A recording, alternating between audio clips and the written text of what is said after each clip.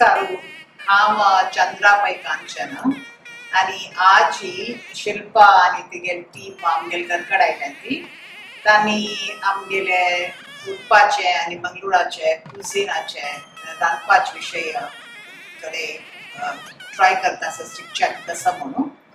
The minute I think about my home cuisine, I end up speaking in my mother tongue. And today we are trying to showcase some of my favorite dishes from Udupi and Mangalore, which is my hometown. And I am actually a nutritionist by qualification, and in the lockdown, a pandemic which hit all of us really hard, I started a home kitchen called Amma's Kitchen, which brings a taste of Mangalore and Udupi to the customers here in Mumbai. Today in this episode, what we are trying to do is showcase a very unique Mangalorean dish, which is steaming of idlis in screw pine leaves, which we call as mudde or mudo.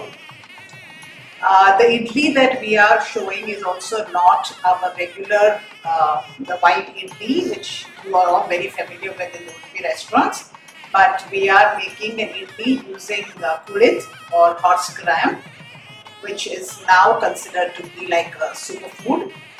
That is what we are showcasing, and along with that we'll be showing some of the other dishes that go with it, like different chutneys and radishes, etc. Today we are going to talk about some of the foundations on which my Konkani cuisine is based on. It's like the Holy Trinity being chilies, coconut and tamarind. You know, we play around with the permutation and combination of these three things to make like very mild, or like we say surbus gravies, or very robust spicy gravies too. In Amma's Kitchen, I am trying to recreate some of my childhood recipes. I will not say that it is very typically GSB or Konkani food, because growing up I had mixed food influences.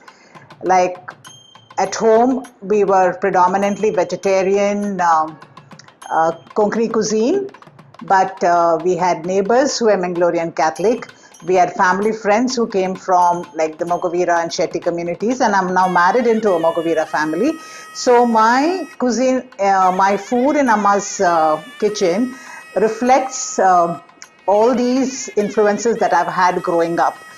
So you will have muga gashi side by side with fish curry, which is, or maybe a sukka chicken, and you will have sana going along with a sukka mutton or a fish fry.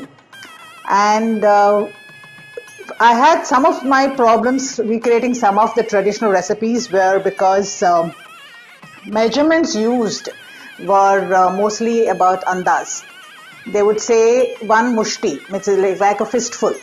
Like if you asked my grandmom, she would say, put 2 mushtis of this, means 2 fistful of this. Now what kind of a fist? Is it my fist, your fist, the baby's fist? We don't know. Okay, they would say a tamarind would be a chana size of tamarind. Now what chana? You know, then most of the other larger measures used were these 2 things that we have here, which is called as a pav and it is called as a ser. So it would be like 3 paws of this, 1 ser of that. So till we converted and like measured things in these containers and then weighed them out and then got them to standardize, it was a nice interesting process. These days a lot of times we hear about people saying zero waste, using everything nose to tail and things like that, and I think Konkani cuisine used that concept for centuries. Like, let's take the example of maybe a very common, simple example, and one of the favorites of Konkani cuisine, that is the jackfruit. Okay, we use the jackfruit leaf to make containers like this, which we call as the koto. And these kotos are used to steam idli batter and different other kinds of batters also. The raw jackfruit is used in a lot of our vegetables, as well as one of the favorites, that is to make fritters or podis, as we call. These are made out of raw jackfruit with a coating of our favorite chili. Then we use, when it's mature and not yet ripe, we make chips. After making chips, we brine them. So year long, we use these brined jackfruit in various dishes. So whenever you crave for the jackfruit, when it's not in season, you use the brine jackfruit. Then, of course, you have your ripe jackfruit. Now, the ripe jackfruit is like an all-time favorite. This is eaten just the way it is. It's made into paisams, it's made into halwa. You name it, we can eat it any which way.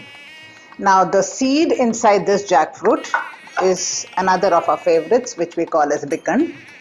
This is eaten in this fresh form, either added into gravies, or we nicely slice it thin and make it into a very delicious vegetable called bikda upkari. Then the seed is dried, and then this can be stored for a better part of the year if it's dried well. So that way, when you talk about like using every bit of an ingredient, like, or a plant, this is how we have been doing it for all these years. Today we'll be cooking a sprouted green moong recipe with using this brine bamboo shoot.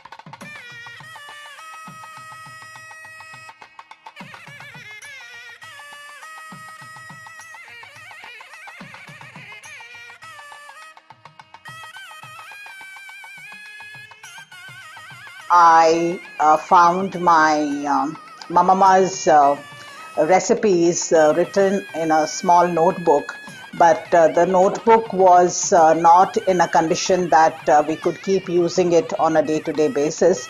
So I had to get it photocopied. And like I was talking earlier, most of the recipes here have measures which we may be no longer using, like there is a measure which is used often, which is called as kurte, and I am still trying to decipher one kurte is equal to what. It's a story which I grew up listening to and hearing often, and that's about my paternal granddad. When my aunt got married, he insisted to not follow any kind of caste hierarchy, and food was served to every person, immaterial of caste, creed, and color. And that is what my food sensibility is all about today. That it's food is what unites everybody, and that's the way it should be. This is the actual screw pine leaf from which we make the container in which we steam the batter today. From the time it's harvested from the plant to the time it reaches this, there's a lot of processes that it has to undergo. The leaf themselves have got thorns both the sides as well as along the spine. Those thorns have to be removed, then the leaves have to be heated up a little so that they become pliable, and after that they are rolled into this ring-like structure which is called chandri cake.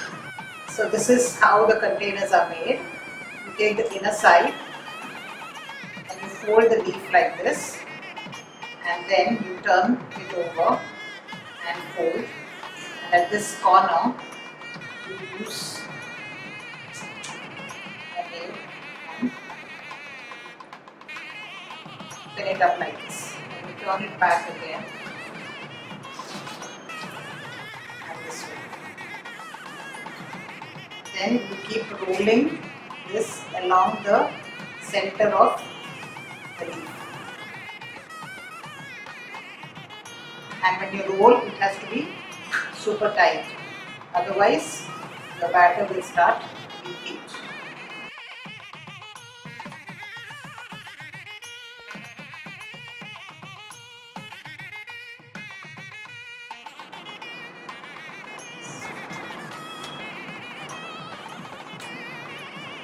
We call this the pedavan or the tandoor, and we first keep some water to steam, and once the water has come to a nice rolling boil, then we will place these containers, screw pine containers, which are called as a mudo.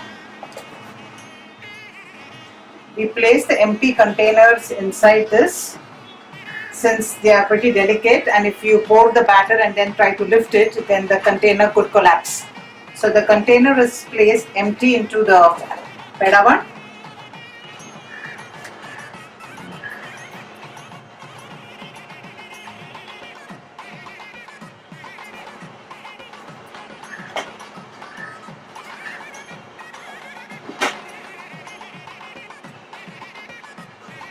Okay.